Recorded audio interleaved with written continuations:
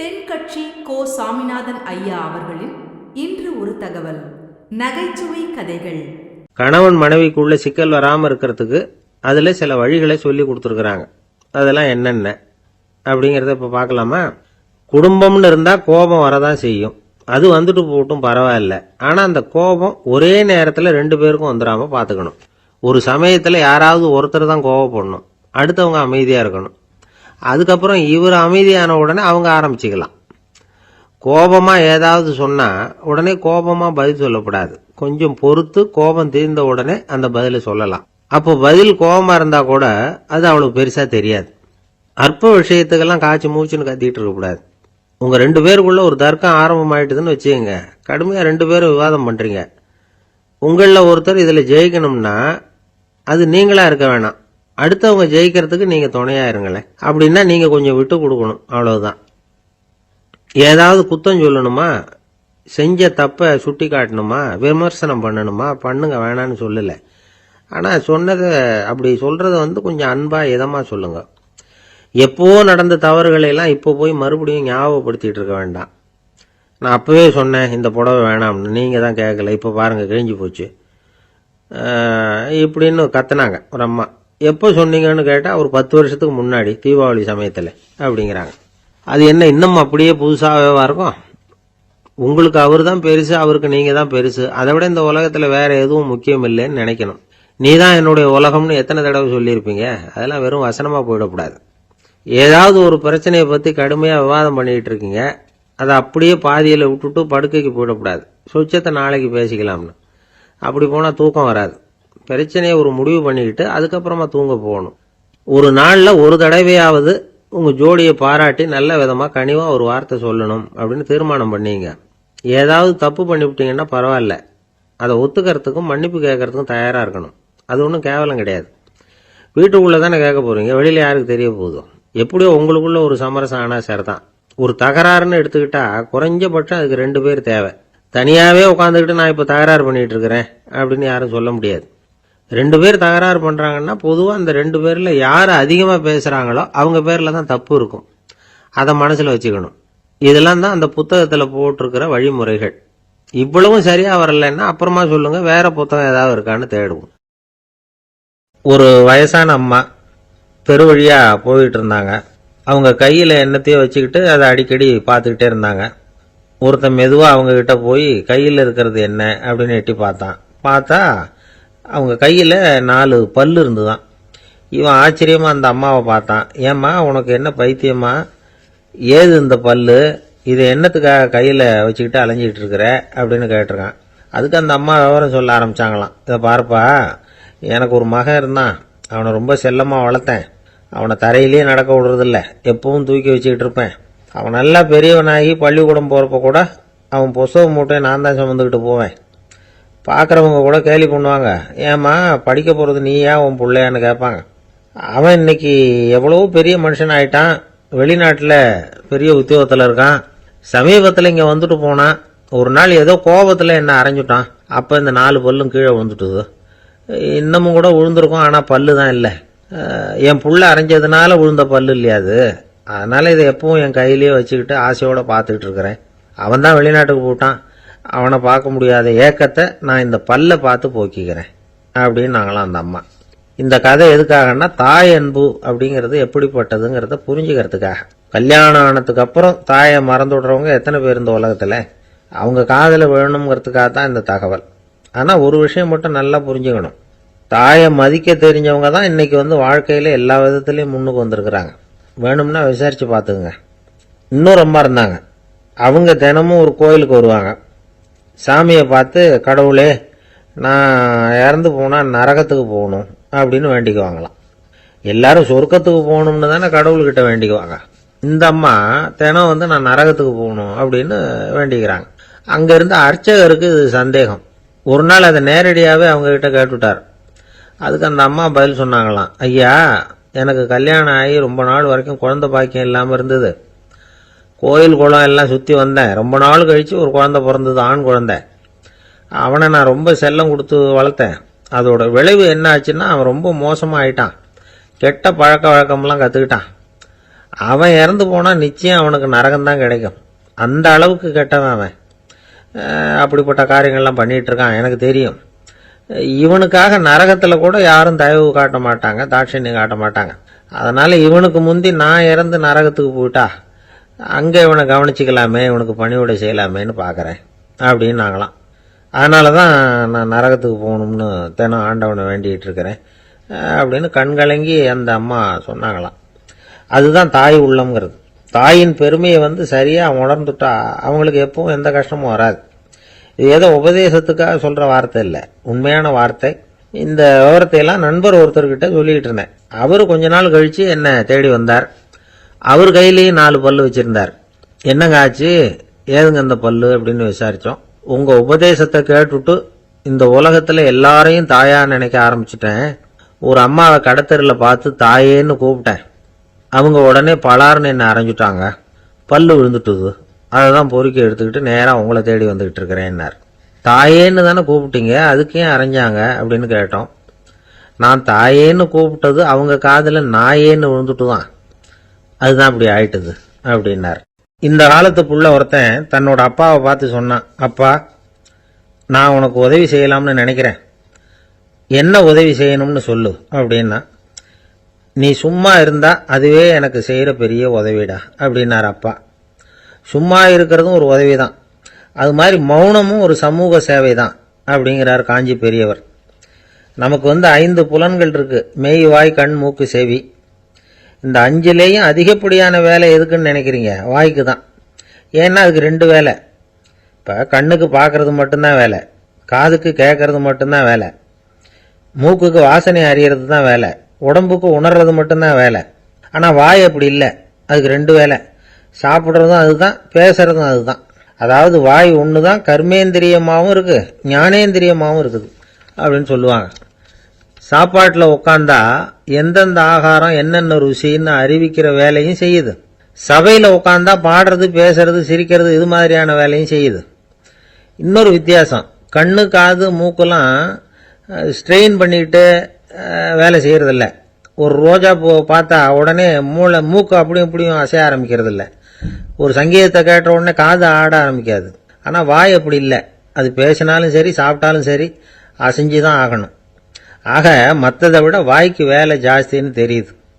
சாப்பிட்றது பேசுறது அப்படின்னு 2 காரியம் அதுக்கு. இப்படி 2 காரியம் இருக்கிறதுனால அது 2ஐயும் பாதியாக குறைச்சிக்கணுங்கிறது கடவுள் அபிப்பிராயமாக இருக்கணும் அப்படிங்கிறார் காஞ்சி பெரியவர். ஆனால் இப்போ நாம் அப்படியே நடந்துக்கிறோம், அதுக்கு நேர்மாறாக நடந்துக்கிறோம். நாம் சாப்பிட்றதும் அதிகம், பேசுகிறதும் அதிகம், 2 வேலையையும் தேவைக்கு அதிகமாகவே செய்கிறோம். வாய் தான் ரொம்ப ஓவர் ஒர்க்குடு. அதுக்கு ஓய்வு கொடுத்தா உடம்பும் நல்லாயிருக்கும், உலகமும் நல்லாயிருக்கும். மௌன விரதம் இருக்கிறதெல்லாம் எதுக்காக நினைக்கிறீங்க? இதுக்காக தான். இந்த காலத்தில் மௌனமாக இருக்கிறவங்கெல்லாம் மகத்தான தொண்டு செய்கிறாங்க அப்படின்னு தான் சொல்லணும். சத்தம் அதிகமாக போய் தான் சவுண்டு பொல்யூஷன் வருது. அது மட்டும் இல்லை, மௌனமாக இருந்தால் சண்டை சச்சரவே வராது.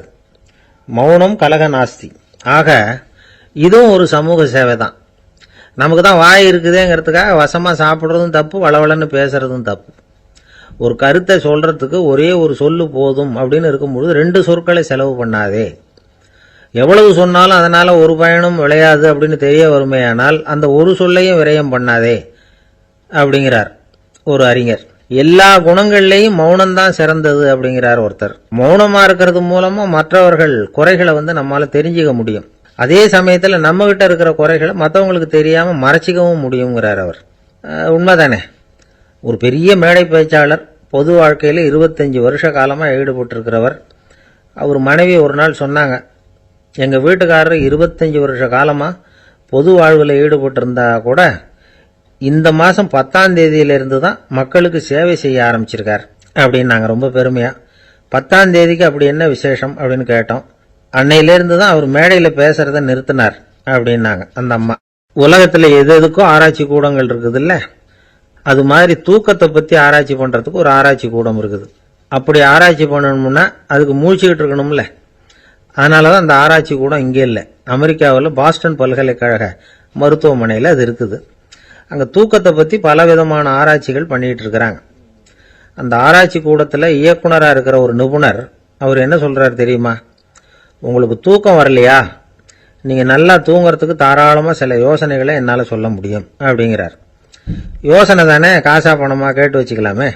உணவு, மனநிலை, தூங்கும் இடத்தோட சூழ்நிலை, படுக்கைக்கு செல்றப்போ உள்ள பழக்க வழக்கங்கள், இது காரணமா ஒருத்தருக்கு தூக்கம் வராம போகலாம். தூக்கம் வராததுக்கு இதுதான் காரணம்னா அதையெல்லாம் சுலபமா கட்டுப்படுத்தலாங்கிறார் அவர். தூக்கத்தை வரவழைக்கக்கூடிய ஒரு நல்ல மருந்து உடற்பயிற்சி. ஆனா ஒண்ணு, படுக்க போற நேரத்துல இது மாதிரி உடற்பயிற்சிகள் எல்லாம் செய்யக்கூடாது. கொஞ்சம் முன்னாடி பகல்லையே இந்த பயிற்சிகளை செய்யறது நல்லது. தூக்கம் வராம அவதிப்படுறவங்க பிற்பகல் நேரங்கள்ல காஃபி, டீ இது மாதிரி பானங்களை சாப்பிடக்கூடாது. மது அருந்துறது கூட தூக்கத்தை பாதிக்கும்.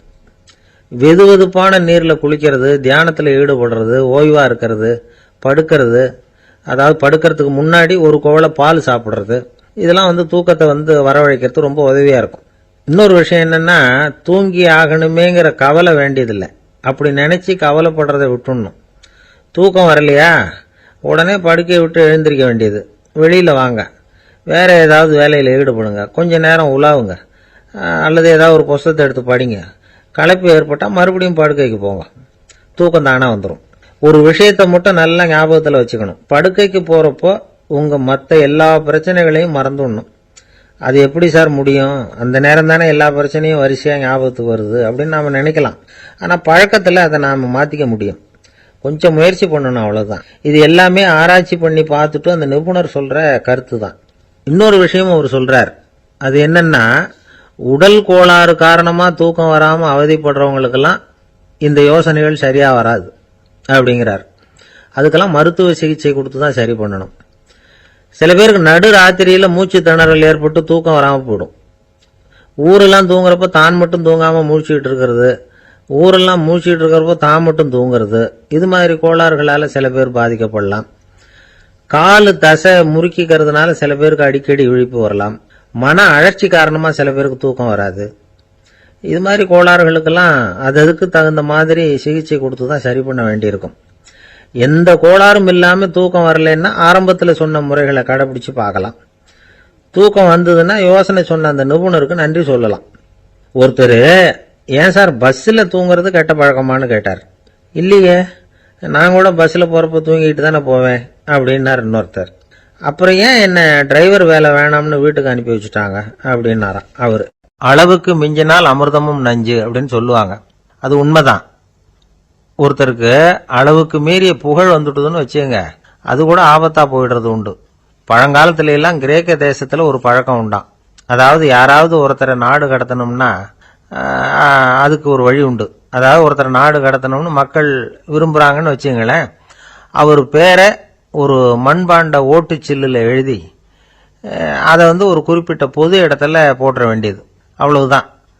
இது மாதிரி பல பேர் போட்டுக்கிட்டே இருப்பாங்க. எல்லாம் அப்படியே குவிஞ்சு போயிடும். அந்த ஓட்டாஞ்சில்லு குவியல்ல யாருடைய பேர் அதிகமா இருக்குதோ அந்த நபரை ஒரு 10 ஆண்டுகள் நாடு கடத்தி விடுவாங்க. இது அந்த ஊர் வழக்கமா.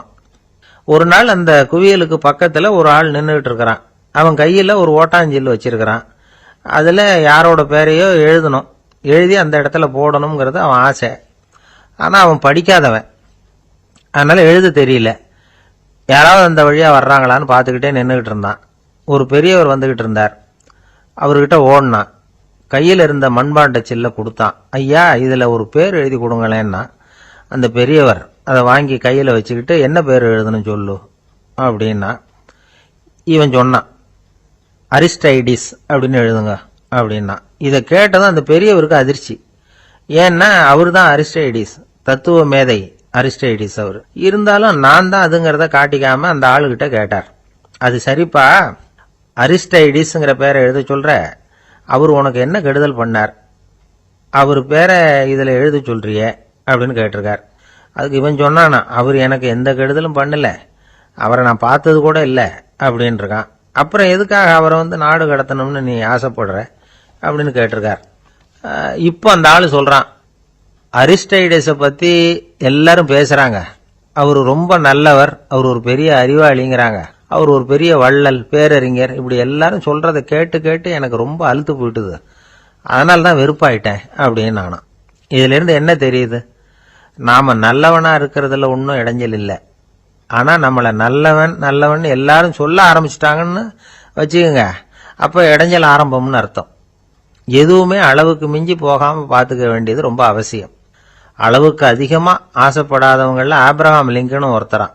அவரு ஒரு தடவை தன்னுடைய நண்பர்கள் கிட்ட பேசிக்கிட்டு இருந்தாராம். ஒருத்தர் கேட்டிருக்கார், ஒரு மனுஷனுக்கு கால்கள் எவ்வளவு உயரம் இருக்கணும் அப்படின்னு கேட்டாராம். இதுக்கு ஆப்ரஹாம் லிங்கன் சொன்னாராம், அது என்ன இடுப்புல இருந்து தரையை தொடுற அளவுக்கு உயரம் இருந்தா போதும் அப்படின்னாராம். ஒரு விவசாயி விதைக்கிறதுக்காக வயல்வெளி பக்கம் போறார்.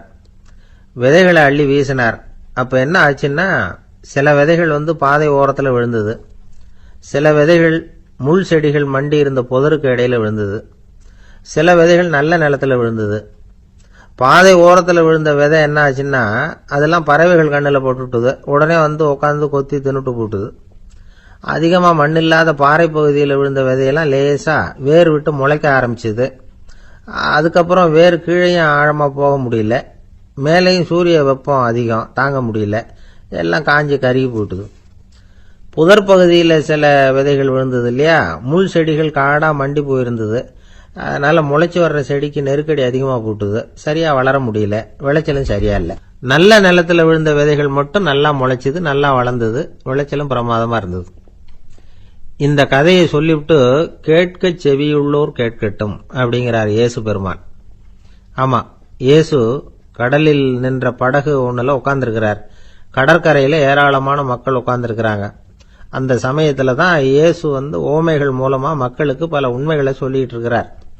மக்கள் அந்த கதையை கேட்டுட்டு ஒன்னும் புரியாம முழிக்கிறாங்க. அத கவனித்த இயேசு அந்த ஓமையை விளக்க ஆரம்பிச்சார். இதுல அந்த விதைக்கிறவர் தான் இறைவன். அவருடைய வார்த்தைகளை விதைக்கிறார். அந்த வார்த்தைகளை கேட்கிற மக்கள் அந்த விழுந்த விதைகள் மாதிரி 4 வகையானவர்கள். சில பேர் பாதை ஓரத்தில் விழுந்த விதைகள் மாதிரி. இறைவன் வார்த்தைகளை அவங்க கேட்கறாங்க, ஆனா தீய எண்ணங்கள் செய்கைகள் மூலமா விதைக்கப்பட்ட வார்த்தைகள் அழிஞ்சு போடுது. இறைவன் வார்த்தைகளை கேட்ட உடனே மகிழ்ந்து போய் உடனே சில பேர் அதை ஏத்துக்கிறாங்க. இவங்கெல்லாம் அந்த பாறை பகுதியில் விழுந்த விதைகள் மாதிரி. அதனால இவங்கெல்லாம் வேறு இல்லாதவங்க. கொஞ்ச காலத்துக்கு இறை வார்த்தைகளுக்கு கீழ்ப்படிந்து நடப்பாங்க. அதனால ஏதாவது இடைஞ்சல் ஏற்பட்டா உடனே தடுமாறுவாங்க. தங்கள்கிட்ட இருக்கிற நல்ல பண்புகளை விட்டுட்டு பாவ வழிகளுக்கு போயிடுவாங்க. முள் செடிகளுக்கு இடையில விழுந்த விதைகள் மாதிரி உள்ளவங்க யாருன்னா, இவங்களுக்கு உலக கவலை உண்டு, செல்வத்தின் மீது மயக்கம் உடையவர்கள். உலக ஆசைகள் இவங்களுக்குள்ள பூந்துடுறதுனால அங்க இருக்கிற நல்ல பண்புகள் மறைஞ்சு போயிடுது. அதனால அவங்களும் உபயோகம் இல்லாதவங்களா ஆயிடுறாங்க. நல்ல மனிதர்கள் நல்ல நிலத்துல விழுந்த விதைகளுக்கு ஒப்பானவர்கள். இவங்க இறை வார்த்தையை கேட்கறாங்க, அதை ஏத்துக்கிறாங்க, அவங்களும் நல்லபடியா வாழறாங்க, அடுத்தவங்களுக்கும் உபயோகமா இருப்பாங்க. இதுதான் இயேசு சொன்ன விளக்கம். நல்ல வார்த்தைகளை கேளுங்கள், நல்ல வார்த்தைகளை ஏற்றுக்கொள்ளுங்கள், அடுத்தவங்களுக்கு உபயோகமா இருங்க. இதுதான் பெரியவங்கள்லாம் நமக்கு சொல்லுகிற உபதேசம். ஒரு அப்பா தன்னுடைய மகனுக்கு உபதேசம் பண்ணார். இத பாருப்பா, நல்ல வார்த்தைகளை கேட்கணும், எப்போதுமே மகன் அப்பா பேச்ச கேட்கறது நல்லது அப்படின்னாராம். நீ ஏதாவது ஒரு தப்பு பண்ணா என் தலையில ஒரு முடி நரைச்சி வெள்ளையா போடும்பா, நீ செய்யற ஒவ்வொரு தப்புக்கும் என் தலையில ஒவ்வொரு முடி வெள்ளையாயிடும் அப்படின்னாராம்.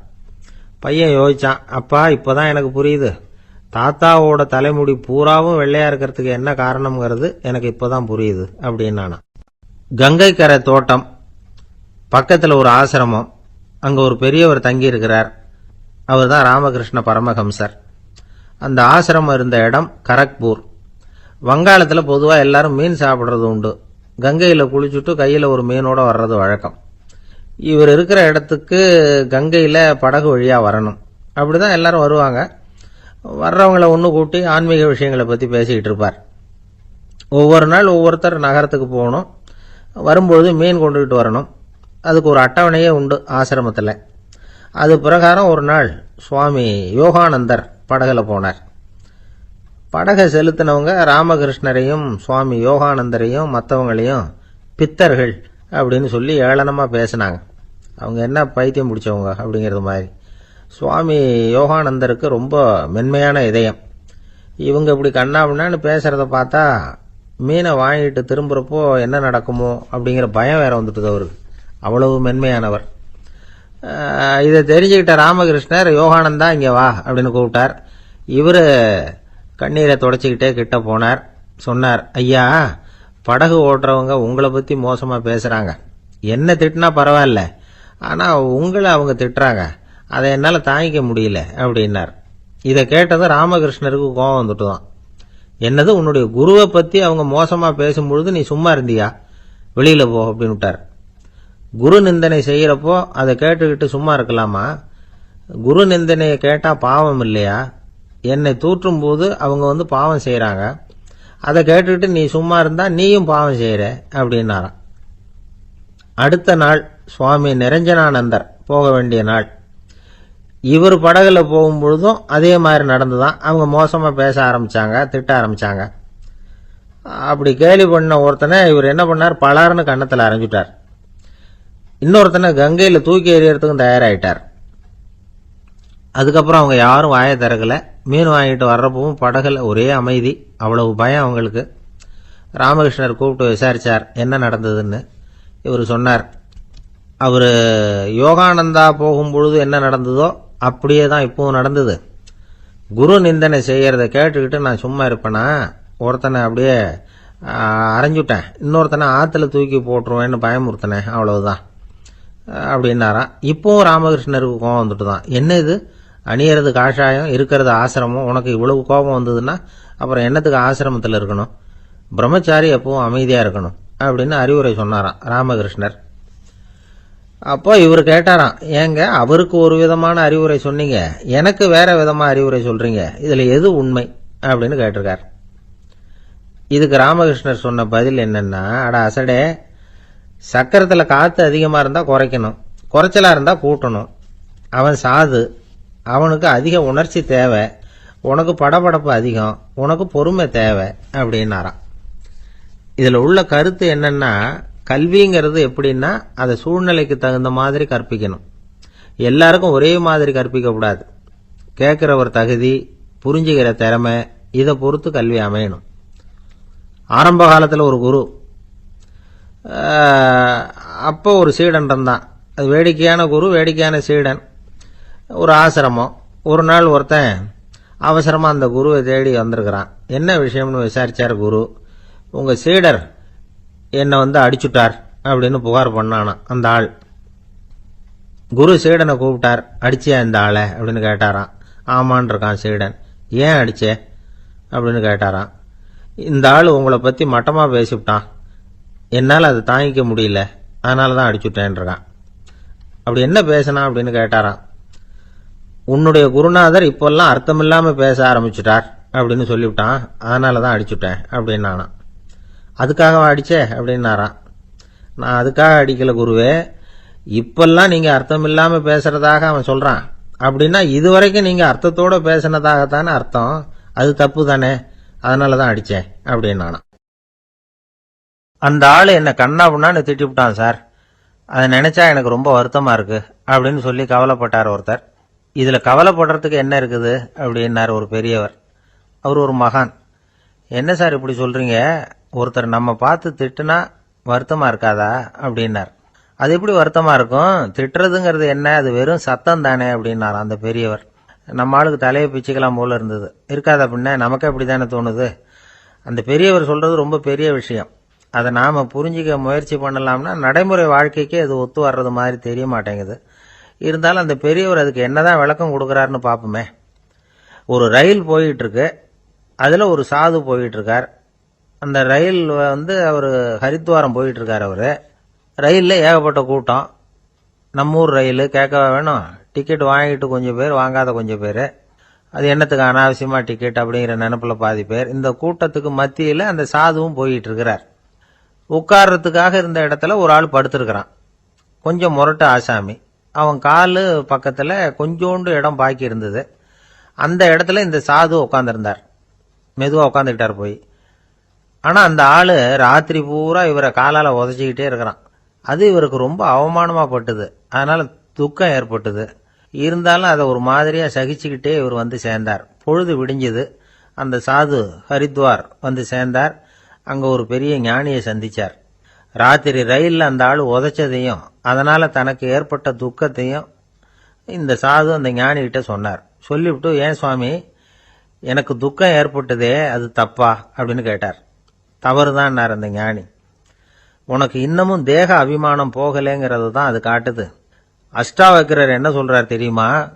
உண்மையான ஞானி யாராவது தன்னை வந்தனை செய்தால் அதற்காக சந்தோஷப்பட மாட்டார், யாராவது நிந்தனை செய்தால் அதற்காக வருத்தப்பட மாட்டார் அப்படின்னு சொல்றார். நிந்தனைங்கிறது ஒரு ஒலி தான். தேகாபிமானம் இருக்கிற வரைக்கும் இந்த ஒலி நம்மளை வேதனைப்படுத்தும். நான் தேகம் இல்லை, ஆத்மா அப்படிங்கிற நினைவு இருந்தா இந்த ஒலி நம்மளை பாதிக்காது. மனு என்ன சொல்றார் தெரியுமா? ஒரு சாதகன் பாராட்டுதலை விஷம்னு நினைச்சு பயப்படணும், அவமானத்தை அமிர்தம்னு நினைச்சு சந்தோஷப்படணுங்கிறார். அவமானப்பட்டா கவலைப்படாம எப்படி இருக்க முடியும் அப்படின்னு தான் நமக்கு தோணும். அதனாலதான் நம்மள யாரும் இதுக்கு உதாரணமா யாரையும் காட்ட முடியல. புத்தரையும் கபீரையும் உதாரணமா காட்டுறாங்க. அவங்களுக்கெல்லாம் அவமானம் ஏற்பட்டப்போ கவலையே படலையாம்.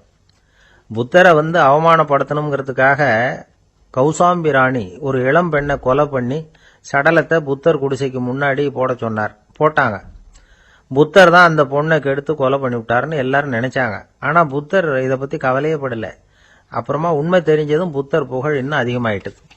ஒரு பெரிய சபையில ஒரு மோசமான பொண்ணு நுழைஞ்சி தனக்கும் கபீருக்கும் சம்பந்தம் உண்டுன்னு சொன்னா கபீர் கவலைப்படல. அவங்க மாதிரியெல்லாம் நாமளும் இருக்க கத்துக்கணும். நிந்தனை, அபகீர்த்தி, அவமானம் எல்லாம் ஆண்டவன் கொடுக்கிற பிரசாதம்னு நினைக்கணும் அப்படின்னு சொல்றார் அந்த ஞானி. இதை கேட்ட இந்த காலத்து ஆசாமி ஒருத்தர், நான் கூட அப்படிதான் சார், யாராவது அவமானப்படுத்தினா கவலைப்பட மாட்டேன். நேத்து கூட ஒருத்தர் என்ன பலார்னு அரைஞ்சுட்டார், நான் கொஞ்சம் கூட கவலைப்படல, பேசாம வந்துட்டேன்னார். ஏன் அப்படி வந்துட்டீங்க அப்படின்னு. அவர் அரைஞ்சதுலேயும் ஒரு அர்த்தம் இருந்தது, அதனாலதான் அப்படி வந்துட்டேன்னார். ஏன் அரைஞ்சாருன்னு கேட்டேன். 10 வருஷத்துக்கு முன்னாடி 15 ரூபா அவர்கிட்ட கடன் வாங்கினேன், அதை கேட்டு கேட்டு பார்த்துட்டு கடைசியா தான் அரைஞ்சார் அப்படின்னார். ஆண்டவனுடைய பிரசாதம் இவருக்கு அடிக்கடி கிடைக்கும் போல இருக்கு. ஒரு அரசனும் அமைச்சரும் ஒரு நாள் ரொம்ப சாவகாசமா பேசிட்டு இருந்தாங்களாம். அரசன் அமைச்சரை பார்த்து ஒரு கேள்வி கேட்டிருக்கார். ஏங்க அமைச்சரே, ஆசை இல்லாத ஒரு மனுஷனால இருக்க முடியுமா அப்படின்னு. ஏன் முடியாது, துறவி அப்படிங்கிறவங்கெல்லாம் அப்படிப்பட்டவங்க தானே அப்படின்னாராம் அமைச்சர். அவங்கெல்லாம் உண்மையிலேயே ஆசையை விட்டவங்க தானா அப்படின்னு கேட்டாரா ராஜா. அப்படிதான் இருக்கணும் அப்படின்னாராம் அமைச்சர். அப்படின்னா ஆசையே இல்லாத ஒரு உண்மையான துறவியை நான் பார்க்கணுமேன்னார். அது என்ன பிரமாதம், அதுக்கு நான் ஏற்பாடு பண்றேன் அப்படின்னு விட்டார் இவர். சொல்லிவிட்டு உடனே புறப்பட்டு போனார். அங்கங்க தேடினார். அப்புறம் தான் அவருக்கு புரிஞ்சுது உண்மை துறவியை கண்டுபிடிக்கிறது எவ்வளவு கஷ்டமான காரியம்னு. இருந்தாலும் ராஜா கிட்ட சொல்லியாச்சே உண்மை துறவியை காட்டுறேன்னு. இப்ப என்ன பண்றது? ராஜா கிட்ட சொன்னபடி நடக்கலைன்னா அவருக்கு கோபம் வந்துடும். அமைச்சர் ஒரு யோசனை பண்ணார். அவருக்கு ஒரு வழி தெரிஞ்சுது. அதுதான் சரின்னு முடிவு பண்ணார். அதாவது அந்த ஊர்ல அவருக்கு தெரிஞ்ச நாடக நடிகர் ஒருத்தர் இருக்கிறார், நல்லா நடிப்பார். அவரை போய் பார்த்தார். இதை பாருப்பா, எனக்காக நீ ஒரு காரியம் செய்யணும்னார். என்னன்னு கேட்டார் அவரு. நீ ஒரு துறவி மாதிரி கொஞ்ச நேரத்துக்கு நடிக்கணும். ராஜா உன்னை பார்த்துட்டு போற வரைக்கும் நடி, அது போதும். அதுக்காக உனக்கு 10,000 ரூபா தரேன் அப்படின்னார். அவர் எந்த காலத்துல இவ்வளவு பணத்தை மொத்தமா பார்த்திருக்கார். அதனால உடனே சரின்னு ஒத்துக்கிட்டார். அமைச்சர் அரண்மனைக்கு திரும்பி வந்தார். என்ன அமைச்சரே, இன்னுமா ஒரு உண்மையான துறவி கிடைக்கலன்னார். உண்மையான துறவி ஒருத்தரை இப்பதான் கொஞ்ச நேரத்துக்கு முன்னாடி பார்த்து பேசிவிட்டு வர்றேன். அவர் நம்ம ஊருக்கு வெளியில குளத்தங்கரையில உள்ள ஒரு ஆலமரத்துக்கு அடியில் உட்கார்ந்துருக்கிறார் அப்படின்னார் இவர். அப்படின்னா உடனே புறப்படுங்க அப்படின்னார் ராஜா. பரிவாரங்களோட புறப்பட்டார். அங்க அந்த மரத்தடியில அந்த ஆளு வேஷம் போட்டுக்கிட்டு துறவி மாதிரி உட்காந்துருக்கிறான். ராஜா நேரா போனார். அந்த துறவி காலில் பொத்துன்னு விழுந்து வணங்கினார். உடனே ராணி அவர் காலில் விழுந்தாங்க. அடுத்தபடியா அமைச்சர் விழுந்தார். அவருக்கு தெரியும் இது நம்ம ஆள் தான்னு. இருந்தாலும் என்ன பண்றது, நேரம். அப்புறம் பரிவாரங்கள்லாம் துறவி காலில் விழுந்து ஆசீர்வாதம் வாங்கிட்டாங்க. ராஜா அப்புறமா தங்கத்தட்டுல பொன்னையும் பொருளையும் வச்சு அந்த துறவி கிட்ட ரொம்ப பணிவா நீட்டுறார். தாங்கள் தயவு பண்ணி இதை ஏத்துக்கணும் அப்படின்னு வேண்டிக்கிட்டார். அந்த துறவி பற்றில்லாம அதை பார்த்தார். எல்லாத்தையும் திறந்துட்ட எனக்கு இதெல்லாம் எதுக்காக அப்படின்னு சொல்லி அதை மறுத்துட்டாராம். ஆஹா, உண்மையான துறவியை பார்த்துட்டோம் அப்படிங்கிற ஆனந்தம் அரசருக்கு. ரொம்ப நிம்மதியா திருப்தியா திரும்பி வந்தார் அரண்மனைக்கு. அதுக்கப்புறம் அமைச்சர் யாருக்கும் தெரியாம அந்த துறவிகிட்ட ஓடினார். சொன்ன பிரகாரம் பணத்தை நீட்டினார். இந்தப்பா, நான் உங்ககிட்ட சொன்னபடி 10,000 ரூபா பணம் எடுத்துக்கோ அப்படின்னார். அந்த ஆள் ராஜா கிட்ட சொன்னது மாதிரியே எல்லாத்தையும் திறந்துட்ட எனக்கு இதெல்லாம் எதுக்காக வேணாம் அப்படின்னு விட்டாராம். நடிச்ச வரைக்கும் போதும்பா, இனிமே இந்த நாடக வசனம்லாம் வேணாம், வேஷத்தை கலைச்சுரு, பணத்தை வாங்கிக்கோன்னார். இல்லைங்க, இது வேஷம் இல்லை, இது வசனமும் இல்லை, இது உண்மை. கொஞ்ச நேரம் துறவி மாதிரி நடிச்சதுக்கே இந்த தேசத்து ராஜா, ராணி, அமைச்சர், பரிவாரங்கள் எல்லாம் என் காலில் விழுந்து வணங்குறாங்க. அப்படின்னா உண்மையான துறவியா இருக்கிறது எவ்வளவு பெருமையான விஷயம். நான் உண்மையான துறவியா ஆக போறேன், அப்படி முடிவும் பண்ணிட்டேன் அப்படின்னார் அந்த நடிகர். வேஷம் கூட எப்படிப்பட்ட விளைவுகளை உண்டு பண்ணுது பார்த்தீங்களா. நம்மால் ஒருத்தன் ரொம்ப வசதியாக தான் இருந்தான். ஒரு நாள் அவன் சொத்து பூரா திருட்டு போயிட்டுது. அதுக்கப்புறம் இவன் துறவி மாதிரி ஆயிட்டான். ஊர் ஊரா சுத்தினான். ஒரு குருநாதரை தேடி கண்டுபிடிச்சான். அவர்கிட்ட சீடனா சேர்ந்துக்கிட்டான். அவனை பார்த்து ஒருத்தர் கேட்டார், நீ உண்மையான சீடன் தானான்னு. இல்லைங்க, சீடன் மாதிரி நடிச்சுக்கிட்டு இருக்கிறேன் அப்படின்னா. அது குரு துரோகம் இல்லையா அப்படின்னு கேட்டார் அவர். இல்லைங்க, நான் பண்ணது குரு துரோகம் இல்லை, என் குரு பண்ணது தான் துரோகம். என்னுடைய பணத்தை கொள்ளையடிச்சது இவர் தான். அதை எங்க வச்சிருக்காருன்னு கண்டுபிடிக்கிறதுக்காக தான் இவர்கிட்ட வந்து சீடனா சேர்ந்துருக்கிறேன் அப்படின்னா. ஒரு சின்ன பையன் வந்தான். அவனை பார்த்து ஒரு கேள்வி கேட்டோம். ஏன்ப்பா, உங்க வீட்டில் அம்மா புத்திசாலியா அப்பா புத்திசாலியா அப்படின்னு. அவன் அலட்சியமா நம்மளை பார்த்து சிரிக்கிறான். என்ன சார் இது, இந்த காலத்தில் இது கூட தெரியாமல் இருக்கிறீங்களே அப்படிங்கிறான். ஒரு சின்ன பையன் நம்மளை பார்த்து இப்படி கேட்டு விட்டானே அப்படின்னு நினைக்கிறப்போ நமக்கு ஒரு மாதிரி ஆயிடும். அதுக்கப்புறம்தான் இந்த தாத்தா பாட்டிலாம் சொல்ற ஒரு கதை ஞாபகத்துக்கு வந்தது. அது என்ன கதை தெரியுமா? ஒரு ஊர்ல ஒரு அம்மாவும் பிள்ளையும் இருந்தாங்களாம். அந்த மகனுக்கு திடீர்னு தேசாந்திரம் போய் வரணும்னு ஆசை வந்துட்டுது. ஊர் ஊரா போய் சுத்தி பார்க்கணுங்கிற ஆசை. அந்த அம்மாவுக்கு இது பிடிக்கல. மகனை பிரிஞ்சு இருக்கிறதுக்கு அவங்க மனசு இடம் கொடுக்கல. வேணாப்பான்னு சொல்லி பார்த்தாங்க, அவன் கேட்கல. திடீர்னு புறப்படவும் செஞ்சுட்டான். சரி, இனிமே அவனை தடுக்க முடியாதுன்னு முடிவு பண்ணிட்டாங்க அந்த அம்மா. இருந்தாலும் புத்திசாலித்தனமா ஒரு யோசனை பண்ணாங்க. மகனை கிட்டத்தில் கூப்பிட்டாங்க. அவங்ககிட்ட சொன்னாங்க, இதை பாருப்பா, நீ தேசாந்திரம் போறதுன்னு தீர்மானம் பண்ணிவிட்ட, அதை நான் தடுக்கல, போயிட்டு வந்துடும். ஆனா போறதுக்கு முன்னாடி எனக்கு ஒரு வாக்குறுதி கொடுத்துட்டு போ அப்படின்னாங்க. போறப்போ ராத்திரியா இருந்தாலும் பகலா இருந்தாலும் சரி, புளிய மரத்து நிழல்ல தான் தங்கணும். திரும்பி வர்றப்போ இரவும் பகலும் நீ வந்து வேப்ப மரத்து நிழல்லே தங்கணும் அப்படின்னாங்க. சரி, அப்படியே செய்யறேன்னு சொல்லி வாக்குறுதி கொடுத்தான் பையன். புறப்பட்டு போனான். போற வழியில புளிய மரத்து நிழல்லே தங்கினான், தூங்கினான். அப்படி போயிட்டே இருந்தான். 7வது நாள் அவன் உடம்பு சுகம் இல்லாம போயிட்டுது. ரொம்பவும் பலவீனம் ஆயிட்டான். இனிமே நடக்க முடியாதுங்கிற நிலைமை வந்துட்டுது. யோசிச்சு பார்த்தான். சரி, இதுக்கு மேல வந்து போக வேண்டாம் அப்படின்னு முடிவு பண்ணிட்டு திரும்பி வர ஆரம்பிச்சுட்டான். திரும்பி வர்றப்போ வழியில வேப்ப மரத்து நிழல்லையே தங்கி தங்கி வந்தான். நாளுக்கு நாள் உடம்பு சரியா வந்துட்டுது. 7வது நாள் வீட்டுக்கு வந்து சேர்றான். உடம்பு பழையபடியே கலகலப்பாயிட்டுது. பூர்ண சுகம். தேசாந்திரம் போன பையன் திரும்பி வந்துட்டானே அப்படின்னு அந்த அம்மா ஆச்சரியப்படலை. ஏன்னா அவங்களுக்கு தெரியும் இப்படி ஆகும்னு. பையன் சீக்கிரமா திரும்பி வரணுங்கிறதுக்காகத்தான் அவங்க அந்த யோசனையை சொன்னாங்க. என்ன விஷயம்ங்கிறதையும் அவங்களே சொன்னாங்க. மகனே, புளிய மரத்து நிழல் உடம்புக்கு உஷ்ணத்தை கொடுக்கும், சீக்க உண்டாக்கும். அதனால நீ வந்து தொடர்ந்து புளிய மரத்து நிழல்ல தங்கினாவே நோய்க்கு வந்து ஆளாயிட்ட. அதனால பயணத்தை வந்து முடிச்சுக்கிட்டு திரும்பி வரணுங்கிற முடிவுக்கு வந்துட்ட. திரும்பி வர்றப்போ நீ தங்கினது வேப்ப மரத்து நிழல். அது உடம்புக்கு வந்து குளிர்ச்சியை தரக்கூடியது, நோயை தீர்க்கக்கூடியது. அதனால சுகமா வீட்டுக்கு வந்து சேர்ந்துட்ட. உன்னோட தேசாந்திர பயணத்தை தடுக்கிறதுக்காக தான் இப்படி பண்ணினேன் அப்படின்னாங்களாம் அந்த அம்மா. பாத்தீங்களா அம்மாவோட புத்திசாலித்தனத்தை? அப்பாவா இருந்தா இப்படியா பண்ணுவார்? ஒரு அப்பா வந்து பையன்கிட்ட 10 ரூபா கொடுத்து இதை எடுத்துக்கிட்டு அடுத்த ஊருக்கு போய் அங்க இருக்கிற மாமா கிட்ட இதை கொடுத்துட்டு வாடா, வழியில எங்கேயாவது மரத்தடியில படுத்து தூங்கி விடாதே அப்படின்னு எச்சரிக்கை பண்ணி அனுப்புனாராம். பையனுக்கு எச்சரிக்கையா வாழறது எப்படிங்கிறத கத்துக் கொடுக்கறதுக்காக இப்படி பண்ணார். அவன் பணத்தை வாங்கிட்டு போனான். அப்பா சொன்னதை மறந்துட்டு ஒரு மரத்தடியில படுத்து தூங்கிட்டான்.